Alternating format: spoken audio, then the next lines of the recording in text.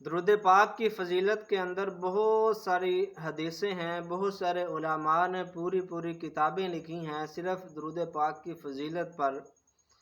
اسی طرح حضرت علامہ سعید احمد اسد رحمۃ اللہ تعالی علیہ کے والد ہیں، مفتی، ان کا نام ہے مفتی امین، فیصل آباد کے اندر ان کا جامعہ ہے، مدرسہ ہے۔ انہوں نے ایک کتاب لکھی آب کوثر، درود پاک کی فضیلت پر لکھی ہے، اور ساری کی ساری اس میں انہوں نے احادیث، اقوال وغیرہ جمع کیے ہیں۔ حضرت مولا علی کرم اللہ تعالی وجہ الکریم ارشاد فرماتے ہیں کہ جو دعا ہے وہ لٹکی رہتی ہے، پردے میں رہتی ہے، کب تک؟ جب تک حضور صلی اللہ تعالی علیہ وآلہ وسلم پر اور آپ صلی اللہ تعالی علیہ وآلہ وسلم کی آل پر درود پاک نہ پڑھ لیا جائے۔ تو یہ سب سے بڑی فضیلت تو یہ ہے، کیا ہے کہ ہر شخص دعا کرتا ہے، اے اللہ تو ہمیں بخش دے، اے اللہ تو ہمارے رزق میں برکت عطا فرما، اے اللہ ہماری پریشانیاں دور فرما، بیماریاں دور فرما، دعائیں کرتا ہے۔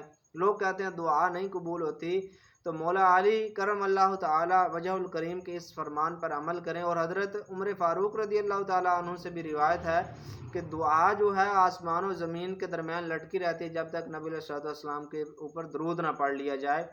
تو لہٰذا اپنی دعا کا حصہ بنا لیں درود پاک کو، اور اپنی زندگی کا حصہ بنا لیں درود پاک کو، چلتے پھرتے درود پاک پڑھتے رہیں۔ اس کی بہت ساری برکتیں ہیں، اب یہاں پر بیان بھی نہیں کی جا سکتی، ایک طویل وقت چاہیے ان کو بیان کرنے کے لیے، کہ درود پاک کی برکت سے گناہ مٹتے ہیں، درود پاک کی برکت سے مشکلات دور ہوتی ہیں، درود پاک کی برکت سے کام سنورتے ہیں، درود پاک کی برکت سے انسان کے درجات بلند ہوتے ہیں، بہت ساری فضیلتیں ہیں۔ تو لہٰذا درود پاک کو اپنی دعا کا، اپنی زندگی کا حصہ بنا لیں، جب بھی دعا مانگیں اول و آخر جو ہے وہ درود پاک ضرور پڑھا کریں۔